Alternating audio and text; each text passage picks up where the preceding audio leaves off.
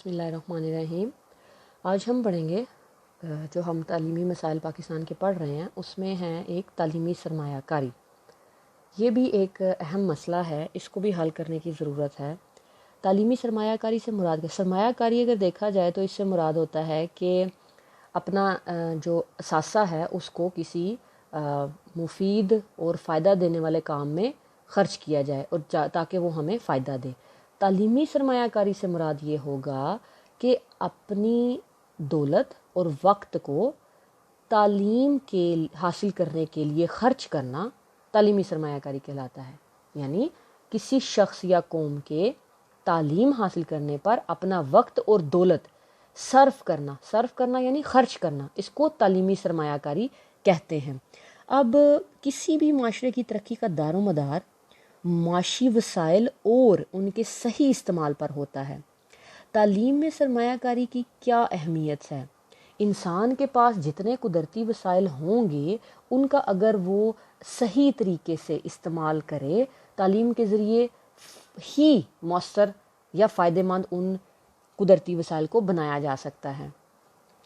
پہلے یہ تصور تھا کہ جو بھی ملک معاشی، معاشرتی، ثقافتی، تجارتی، زراعتی اعتبار سے آگے ہو یا قدرتی وسائل سے مالا مال ہو تو وہ کہہ لیں کہ ترقی یافتہ ملک تصور کیا جاتا ہے، حالانکہ ایسا نہیں ہے۔ آج یہ نظریہ غلط ثابت ہو چکا ہے۔ وجہ کیسے؟ ابھی پتہ چلتا ہے۔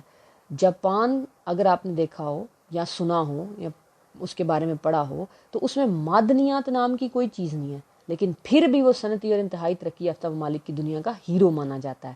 سوئٹزرلینڈ ایک چھوٹا سا پہاڑی ملک ہے، اس کے پاس کوئی مادی یا قدرتی وسائل نہیں ہے، لیکن انہوں نے اپنا کس میں نام اور مقام پیدا کیا ہے؟ گھڑیوں کی صنعت، بینکنگ اور دوا سازی میں۔ بس یہ 3 چیزیں ہیں ان کے پاس۔ اس کے برخلاف یعنی ان چیزوں کے ان ترقی یافتہ ممالک کے برخلاف جبکہ ہمارے عرب ممالک میں معدنیات بہت زیادہ ہے، ہمارے پاکستان میں بہت زیادہ ہے، اور ان عرب اور خلیجی ممالک میں تیل ایک بہت قیمتی خزانہ ہے، لیکن ان کے پاس غیر تربیت یافتہ افراد ہیں جس کی وجہ سے وہ بہت پیچھے ہیں۔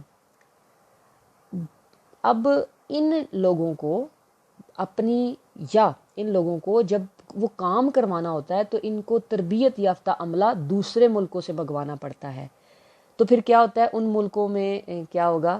عرب لوگوں کو غلط نظریے، نفرت کی نگاہ سے دیکھا جاتا ہے۔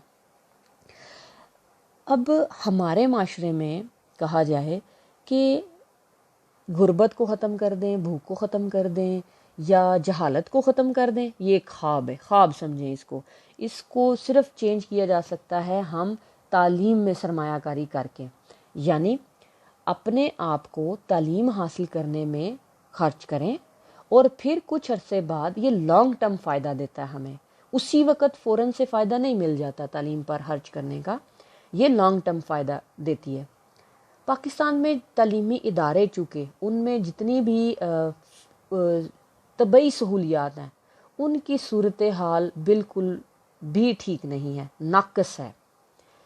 پاکستان جو اسلام کے نام پر ملک بنا تھا اس میں کوئی بھی اسلام والی کوئی بات نہیں ہے۔ جب ان کو کہا جائے کہ اسلام ہمیں علم حاصل کرنے پر زور دیتا ہے، سچ بولنے پر دیتا ہے، کسی کے ساتھ ناانصافی نہیں کرو، لیکن ایسا کچھ بھی نہیں ہے، صرف باتوں کی حد تک ہے اور لکھنے کی حد تک ہے اور پڑھنے کی حد تک ہے، بس اس پہ عمل بالکل نہیں کیا جا رہا۔ اس پر عمل کرنے کی ضرورت ہے۔ اب جتنی بھی طبعی سہولیات ہیں ان کی فراہمی کے لیے حکومت پاکستان کے کیا اقدامات ہیں، وہ کیا کر رہی ہیں؟ جیسے ہم نے بھی پیچھے پڑھا کہ میٹرک کی سطح تک اب ان طبعی سہولیات کی فراہمی کے لیے حکومت پاکستان کیا کام کر رہی ہے، کیا اقدامات اس نے اٹھائے ہیں تاکہ پاکستان کے جتنے بھی تعلیمی ادارے ہیں ان کی فزیکل کنڈیشن کو بہتر بنایا جا سکے۔ تو سب سے پہلے انہوں نے میٹرک کی سطح تک نصابی کتابیں مفت فراہم کرنے کا فیصلہ کیا ہے اور جو کی جا رہی ہیں، پھر پینے کا صاف پانی مہیا کرنے کا کہا جا رہا ہے اور اس کے بارے میں ایک منصوبے پر کام ہو رہا ہے، ٹھیک ہے، کسی ایک علاقے میں یہ منصوبہ جاری ہے۔ اعلیٰ ذہانت رکھنے والے طلباء کو وظائف دیے جا رہے ہیں۔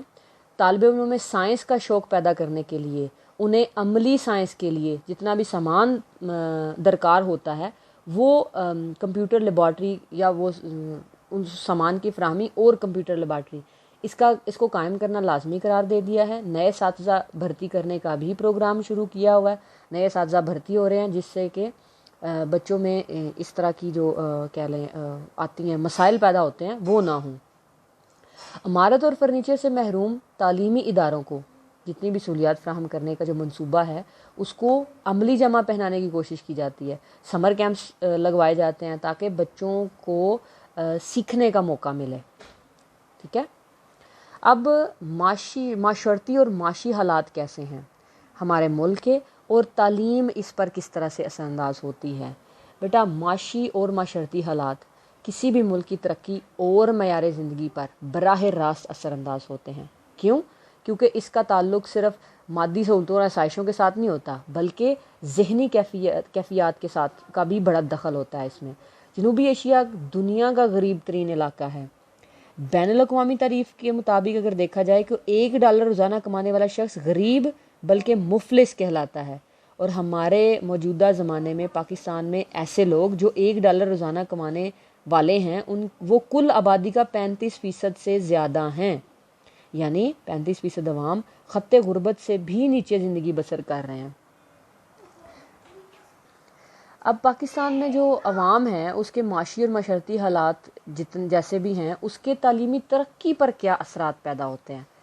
اب معاشرتی حالات کس طرح سے اثر انداز ہوں گے؟ معیار زندگی صرف مادی آسائشوں کا نام نہیں ہے، بلکہ ذہنی حالت کو بھی بہتر کرنا معیار تعلیم میں شامل ہے، معیار زندگی میں بھی شامل ہے۔ پاکستان میں جو طبقاتی تعلیم ہے اس کو اگر دیکھا جائے تو صرف انہی لوگوں کو ملتی ہے، عہدے ملتے ہیں جو معاشرتی طور پر اوپر ہوں، یعنی جیسے کہہ لیں ہمارے ہاں 3 قسم کے جیسے پہلے تھے نا وہ کھشتی ویش اور شودر، اس ٹائپ کے پاکستان میں کہہ لیں ایک ایلیٹ کلاس ہے جو بہت اعلیٰ طبقہ سمجھا جاتا ہے، جس کے پاس ہر قسم کی سہولیات ہیں۔ اس کے بعد آتے ہیں میڈیوکرز، یعنی مڈل کلاس طبقہ، جس کے پاس نہ تو بہت زیادہ آسائشیں ہیں اور نہ ہی وہ غریب ہیں، وہ ایک مڈل لائن پر زندگی گزار رہے ہیں۔ ایک آتا ہے ہمارا غریب طبقہ جو کہ جن کے پاس بنیادی ضروریات بھی نہیں ہیں۔ تو اگر اس چیز کا فرق ختم کیا جائے تو ہو سکتا ہے، کوشش کی جا سکتی ہے کہ اور امید بھی کی جا سکتی ہے کہ ہمارا جو نظام تعلیم ہے اور تعلیمی حالت ہے وہ تھوڑی سی سدھر سکتی ہے۔ اس کے بعد معاشی حالات کس طرح سے اثر انداز ہوتے ہیں؟ چونکہ فی کس آمدنی بھی تعلیمی حالات کو متاثر کرتی ہیں اور تعلیم کی وجہ سے متاثر بھی ہوتی ہے۔ جتنے بھی ترقی یافتہ ممالک ہیں وہ ان کی جو فی کس آمدنی ہے وہ آج سے 30 سال قبل بھی اتنی تھی جتنی آج پاکستان کے ایک فرد کی ہے، اور اب پاکستان کی جو شرح نسبت ہے وہ 27 گنا بڑھ چکی ہے، یعنی معیار زندگی میں فرق آیا ہے۔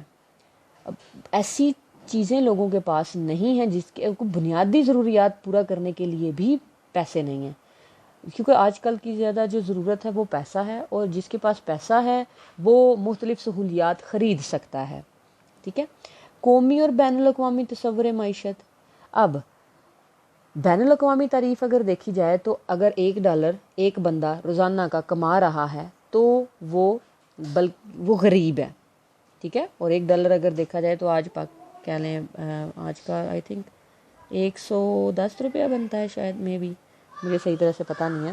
بہرحال تو اگر 110 روز کا بندہ کماتا ہے تو وہ غریب کہلاتا ہے، لیکن ہمارے ہاں ایسے افراد کل آبادی کا 35% سے بھی زیادہ ہیں۔